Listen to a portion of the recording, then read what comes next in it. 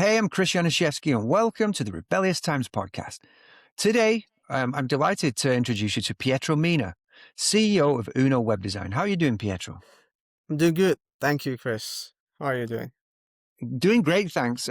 Really excited to have you on the show. I know you're dialing in from Mexico today, and That's right. this is part of our agency series of the Rebellious Times Podcast. And I'm very interested to interview you and have you on as a guest because I'm excited to share the whole perspective of marketing in Mexico, and what it is to run an agency in Mexico, learn about clients' differences between our Mexican brothers and sisters in the US. Yeah. And so, yeah, excited to learn there. So, um, love to start with a bit of your background, kind of where you came from, where you live, how you got into the agency business. All right. Well, it all started like 10 years ago. Actually, when when uh when I was looking for my first job, I actually started working in a warehouse in a supermarket, right? And like 2 3 months in, I decided that that was not for me. Like, I wasn't creating any impact, and from since I was very young, I always wanted to do something that could have impact, right, in people's lives or in the world, or right in my environment. And so I started working in this warehouse because I had to find a job. I got married at 18, so I had to find a job, right? Uh, and I couldn't very much choose what I wanted to do. So I took that 2 3 months in. I realized that was not for me, right? And from that point on, I decided that I would do whatever I had to do, and I would search the way to do something that I liked, right, and to do something that could have impact in others' lives, and to do something that I was passionate about. So I've always been very curious about the internet and the digital world and everything, and so I decided to go into uh, web design, and that was uh, my first incursion into web design and the digital world as a job, right? Uh, like I said, I've always been very curious, and I remember I had a friend who already kind of did web development and that kind of stuff. So I asked him to just like explain to me the basics of it. Uh, so he did, right? And then I started studying myself, right? Looking for, I don't know, looking for tutorials on YouTube or online courses, free online courses and things like that. And that's how I started. I mean, that's how I started. Then What sort of the tools were you using? How were you building your websites? What were you learning? manually, I learned HTML, I learned CSS from scratch. I learned a little bit of JavaScript at the time. And yeah, and that's how I started building basic websites. With time, I discovered that there were frameworks that existed, and there were libraries that would make my life easier and everything. But at the very beginning, I was doing everything manually, and I think that helped me a lot to really understand what was I doing, right? So then when I got to libraries and frameworks and everything, I could really understand how they worked from the inside. Uh, but yeah, that's how I started. You say it takes a lot of self-discipline to and a lot of confidence to go in and learn, coding and learn a new business from scratch, right? To be able to Yeah, generate a website, to be able to throw some HTML code together and make a page is one thing. To be able to make a website that somebody will pay for that will help them with their business yeah, is a whole different ballgame. So you had a lot to learn there and a lot of commitment to actually get to a place where you could offer something that you could charge for. What was the point where you were able to charge for creating websites and what was that experience? all right. So, uh, well, actually, the Uno Web Design, the agency that I own right now, it was kind of a project from my dad, like many years ago. And but at that moment, uh they got to zero again, right? They had no clients, and there was no traction or anything. And so I basically just kept the name, right? And let's say I had to refound it uh, because it had basically nothing. And what I had to do to get my first like paying client, let's say, was just knocking doors, knocking doors, physically and digitally, right? Uh, so I started emailing without knowing anything about emails, and I didn't know nothing about sales, nothing. Uh, but I said, I mean, I know how to do something. I'm sure that what I do can be helpful to someone else. So just starting emailing people, like saying, hey, this is what I do. I'm starting out, so I'm looking for my first clients. So I'm offering discounts and stuff. Would you like to work with me? And that's kind of what I did. That and knocking doors, like going door to door, uh, from one business to another, and So just tell them, tell me about this almost lost art of knocking doors, right? That is the ultimate hustle, to get out there yeah, and put yourself in front of somebody who doesn't know you, doesn't have any idea what you do, might not need your service, might be busy with other things, but to actually yeah. go and ask for business. Tell me a little bit about how a day would look knocking doors. Sure. So, uh, I get dressed up in the morning. I bought a couple of like formal shirts, right? Because at the time I didn't have any. Uh, so I bought a couple of formal shirts and nice looking pants and stuff. So I would just go out from my house and maybe go here in Oaxaca. Uh, the downtown is like very touristic, right? So there are a lot of businesses that sell crafts, for example, or that sell tours or things like that. So I would just go into the business, ask if the manager was available, and just that present myself. Hey, my name is Pietro. I'm a web designer. I'm starting my own agency, and I'm looking to get my first clients here locally. This is what I do. I would bring my laptop with me and ask them if they mind if I show them my work, and explain to them how it worked, right? Because here in Oaxaca, especially, as it's a very little city, people doesn't know much about, well, didn't used to know much about web design and how that could help them being online and everything, right? So I kind of explained them in 2-3 minutes the benefits that they could get from being online, and and make my offer and tell them like straight up, this is what I do, this is what I can offer you, this package. I'll build you a basic website, I'll put you in Google, and this is my offer, right? And I've always been very honest about my expertise in my process, and like straight up I would tell them, I'm starting out. I mean, I might not be the $1 million agency, but I can help you be online, and that can bring you clients, and that can bring you more money, right? And more a bigger flow of customers. So this is what I can do, and I hope you can give me the chance. uh, so that, and I would go, of course I received 1,000 no's, right?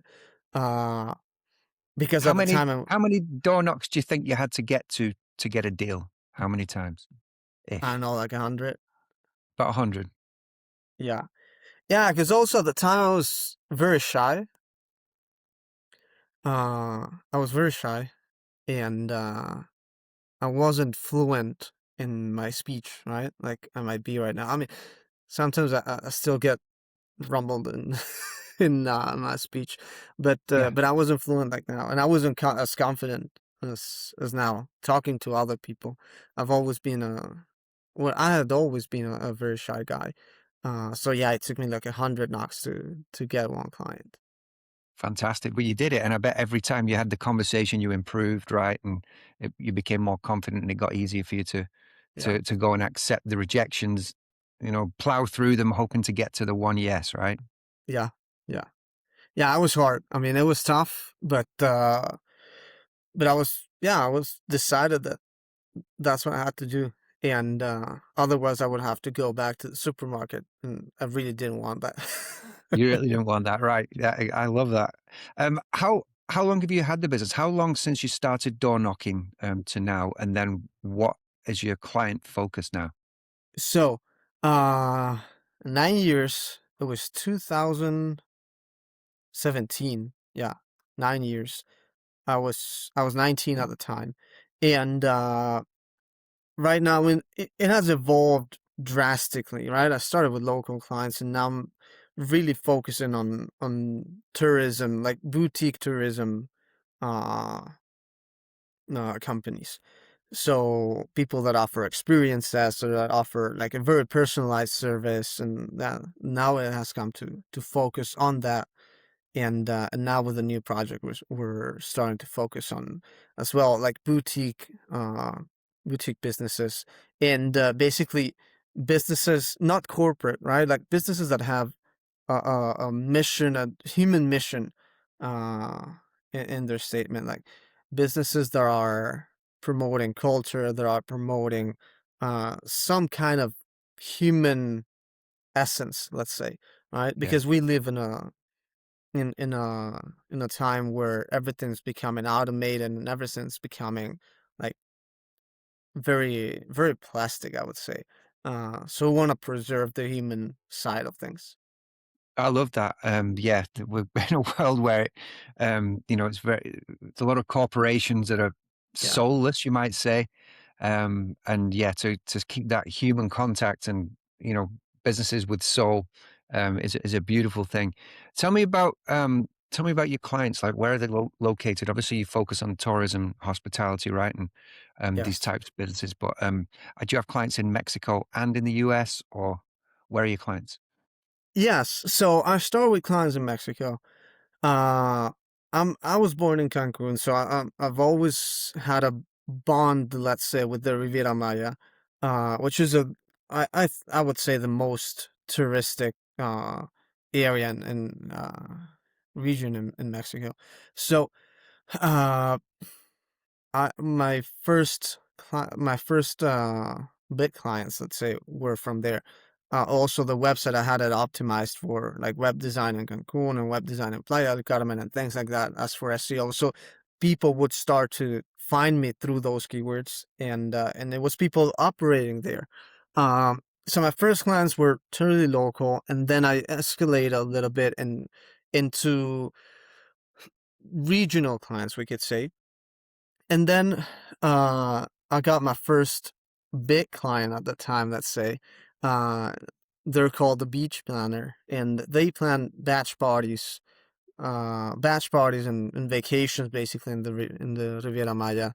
And they contacted me through the website, and that was my first like big client, let's say. I was very excited at the time because of that.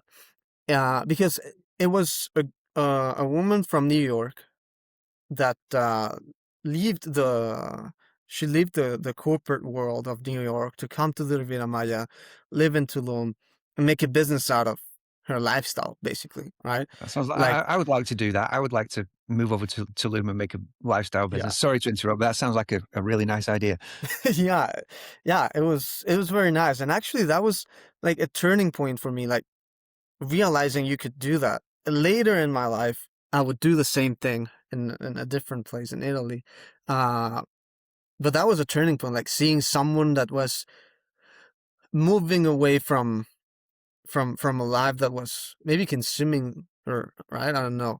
But a life that she didn't want no more, at least at that point, and go do whatever she wanted to do, right? I mean, she moved to Tulum, she started a business, and she started very small, and now they have evolved into a massive vacation planning agency, but still, the human side remains, right.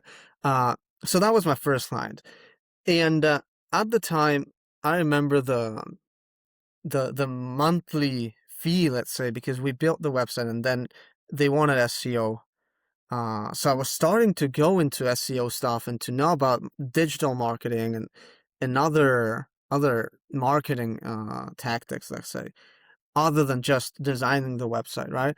So they were the first client that I offered like SEO services to, and they said yes, and it was like a $400 it was like a $400 retainer or something like that. And at the time that felt like huge for me. Uh like huge, because $400 for me at that point, at I think I was 20 years old, was a lot of money. So Right. yeah. So yeah, I started working with Just for them. context there, because obviously there's a Hmm. difference between earning in the US and earning in Mexico. Yeah. $400 at that time, how can we kind of measure that? Like, what would your rent have been, for example, at that time? So in terms of renting, I mean, with $400, that was like 8,000 pesos, around approximately. You could rent a two-story house. Okay, wow. So this one deal was a Yeah, nice house rent for a month. yeah, that's right. Okay, You can rent a fantastic. two-story house for monthly. So yeah, I mean, it was a lot of money at the time. Uh, a year before that, right? When I was at the supermarket, my groceries, let's say, for not for the month, but for the quarter, let's say, right, 15 days of groceries. I don't know. I will make my groceries with maybe $20. Okay, Yeah. I would go good. to the supermarket with my calculator and everything, and me and my wife would, would be checking everything like, okay, this we can get, this we have to leave it, right? So $400 was a lot of money for me at the time. And Wow. Yeah. yeah. So yeah, that was my first client, and then I got a very nice business relationship with them. At the time, they're still my clients, actually, and I will always be grateful with them because they gave me that opportunity. And then they started referring to me to people in the U.S. Uh, so they have a huge network of friends that are entrepreneurs and everything in New York, and now for that reason, maybe half of my client base is in New York. In New York. Yeah, Okay. So you get to experience working with clients both on both sides of the border, right? I'd love yeah. to dig into that a little bit. What's it like working with, US clients compared to Mexican clients? So, well, main differences: U.S. clients are more, uh, are more. How can I say it? They are, they expect a little more, right, from what you do. Because Mexican clients sometimes they just, I mean, they're okay with whatever you do, right? Uh, and also with the times and with the schedule, with punctuality and everything. Here in Mexico is a little more relaxed, which it shouldn't. Then I learned that it shouldn't, right? I mean, you should always deliver everything on time and everything, right?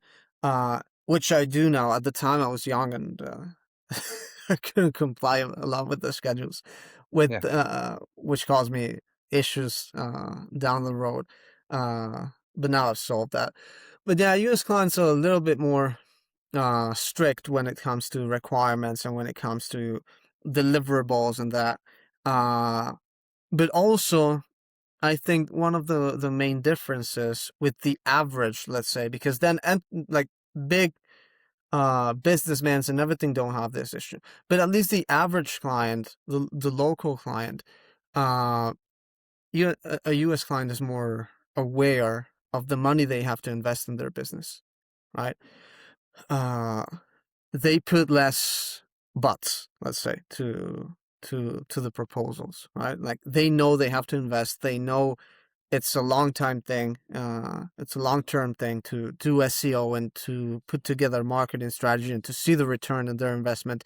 They're sure that they will get the return because they're educated on marketing and they know how it works, right? So they're a little less hesitant to invest in their business. While in Mexico, people tends to be more hesitant about putting $400 into marketing, right? Right. Um, so that's one of the main differences, right? So does that mean you have to do a lot more hand holding with a Mexican client to convey the value?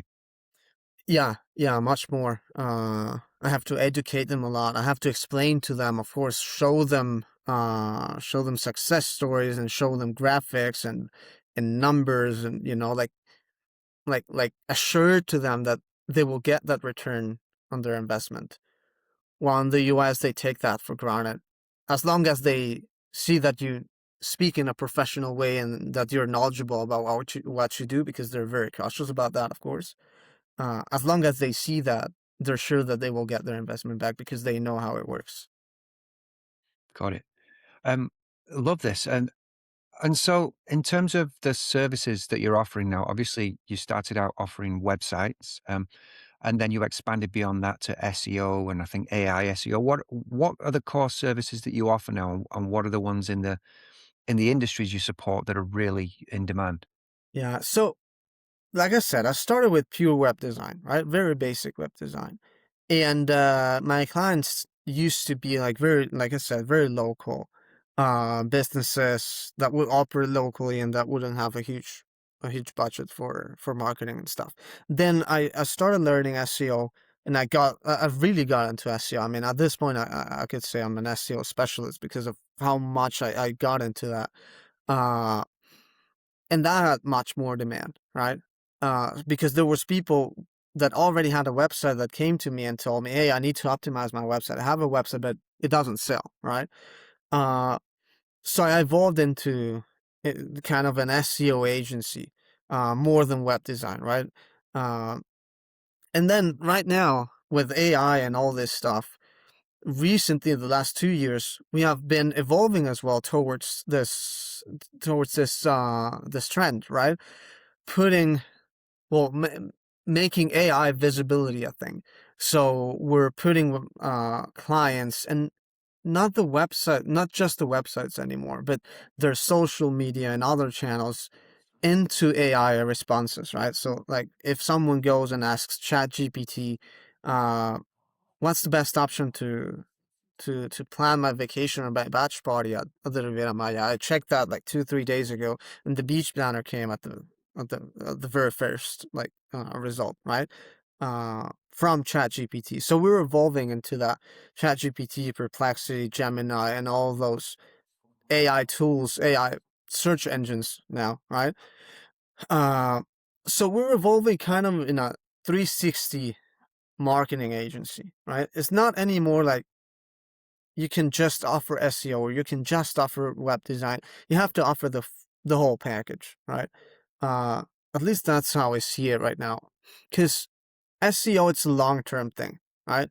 And people are not willing to wait 6, 8 months, 12 months to start getting return on their investment. Even if it will be a 3x return in their investment, they're not willing anymore to wait those 12 months, right? You have to offer that SEO strategy at the long term, and you have to offer an ad strategy at a short term, plus email marketing and other stuff. So we're evolving into a 360 digital marketing agency kind of approach. And right now we're focusing on building like mini apps, let's say, that will help automate the technical part of those things, right?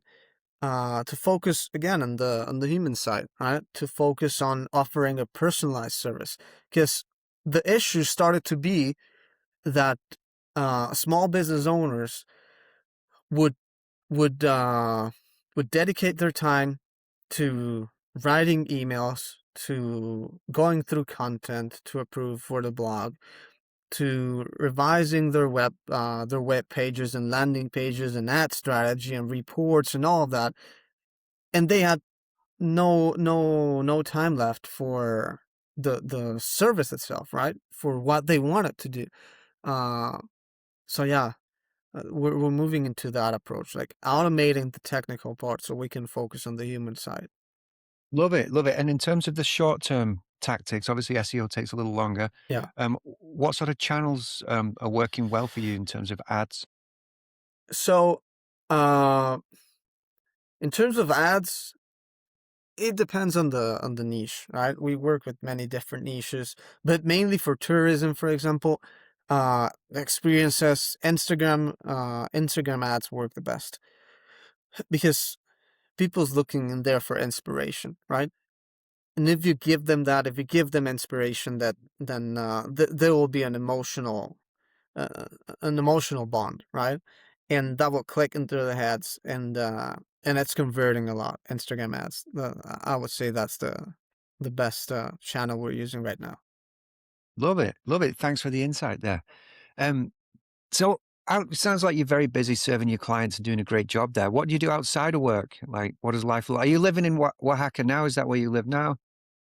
Yes, yes. Well, right now we could say I live in Italy because right now I'm in Oaxaca, but like a year and a half ago, my wife and I decided to go to Italy and spend a little bit more of a year over there. Because What's of the Italian connection? So I'm half Italian, my dad is Italian, and I have a lot of family over there.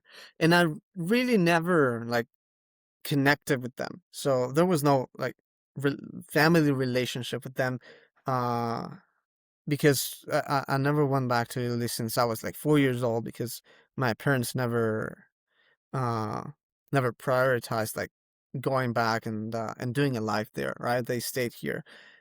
So about a year and a half ago, we decided we would go there and connect with all the family and everything. And so we went, and the original plan actually was to stay for 3 months only. Uh, but I mean, it felt so it felt so familiar, right? Even though I didn't have a relationship with them and then or anything, it felt so familiar that we extended that into 13 months. Uh, and we decided that we would go back. Uh, yeah, that we would stay there because of different reasons, right? Yeah. Uh, right now, we came back to Oaxaca for 6 months because we have a house here that my in-laws gave to us, and so we're remodeling and doing stuff and selling things here in Oaxaca because my wife is from here. Uh, and then we're going back to Italy in around a month and a half. That's so Yeah. cool that you didn't go there for all that time, but you've gone over there and found a family environment and found all these connections and you're enjoying it. I think that's amazing. Yes.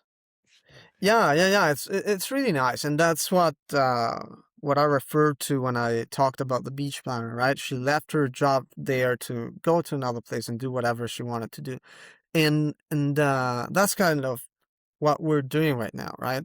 Uh, we're growing now, right? I started at 19. I'm 28 right now, so we're starting to think about family, about babies, and like adult stuff. Yeah, I Uh, know all about that. yeah. So we said, well, we want to change, right? We want to change because uh back in when the pandemic hit, we decided to go away from Oaxaca to move, and we went to live in Querétaro, which is a city at the center of Mexico, and then to Monterrey, which is north of Mexico. And we learned a lot. We really learned a lot by being far away from home. Uh so when we came back to Oaxaca, we said, okay, we want another change, right? We're looking for something else. So the Italy thing fit perfectly, and so yeah, we're planning on going back there, and now with a new project that is called a bordo, which means on board, uh, which mixes everything that we do. My wife's a chef. She started the chef career, but she also studied Montessori teaching program, right?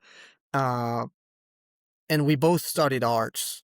And when we were young, we both studied arts, and then we got into web design and to SEO and digital stuff. So we said we had to find a way to put all of this together because, like I said, we're going into a world that is pretty much being automated and it's being I don't know, dragged, I think, into automatic stuff and robots and AI and you know and I think because we studied arts, right, and humanities, uh, we've always been eager to do a lot of connections and and to participate in projects that could have an impact, right? Like I said at the beginning.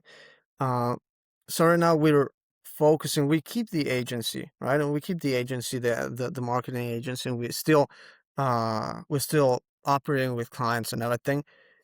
Um, However, we also started this other business, this other project, on which we involve everything, and it's kind of a creative hub, right? We're creating this mini apps to automate the technical side of things, so we can help artists, we can help art collectives, we can help small family businesses and other small businesses that maybe don't have a budget and don't have the are not aware of what the internet can do for them. And we're trying to create a community with all of these businesses to help them, to basically help them. I mean, we're operating under a subscription model, and the let's say the basic plan, we're offering it at less than $10, something like that, a month. Uh, and the purpose is to help all these people that want and need to grow and have something cool to show to the world, right? But they're not able to because they don't have the tools, because they don't have the channels, right? Amazing that you're getting all this time. Oh, Yeah. you're able to find time to do all this, right? But it sounds like you and your wife have a really good team going, right? And you're building all this together. Yeah, yeah. I mean, we have a pretty cool relationship. Uh, we got married when I was 18. She was 19. Uh, I was still in school when we got married. Actually, I went to my graduation with my ring and everything because we were already married, and and we got married because we enjoyed being together. Uh, Everyone asks us, and especially at the beginning, right? We were two kids, and everyone would ask us if we get married because we got kids or something. But really not. I mean, we're just starting thinking about like growing a family and everything. Uh, and we have always done a lot of stuff together. So we said, well, now let's start a business together. I mean, she has always helped me with the agency. She started as well a couple of professional courses for content marketing, so she always helps me with that side. But now we wanted something on which we like both would be leading, right? Because the agency has always been kind of my thing, but now including like integrating arts and everything, uh, it's something that we both lead, and yeah, yeah, that's I, pretty I cool. love I love your example, and I hope that some young people will listen to this because I think we're in a time where kids, young adults are growing up, and for whatever reason, they've got in their head that they have to wait, right? Oh, don't Yeah. find your partner too early. Don't get married too early. There's all these other things you have to do. You have to travel and have a career and Hmm. be with lots of different people, and you change in your 20s, and all these reasons not to get married. Um, and what you're seeing is a lot of people getting into the late 30s, especially in the UK where I'm from, or the Yeah. US where I live. You know, there's people 30. I got married in my late 30s. I think, was I 40 or late? I think I had my first son when I was 40. Um, but in reality, you know, if you meet the right person, get married, build a life together, right? That's an amazing thing. Yeah, yeah, it's an amazing thing. It's a really amazing thing because in the end, I mean, and I've seen that, right? A lot of people waiting till it's the right time, but I mean, it will never be the right time because it will never be the right time, right? Well, yeah. Uh, I mean, there's I think, right? There's no valid reason for just for waiting, right? Just for the sake of waiting.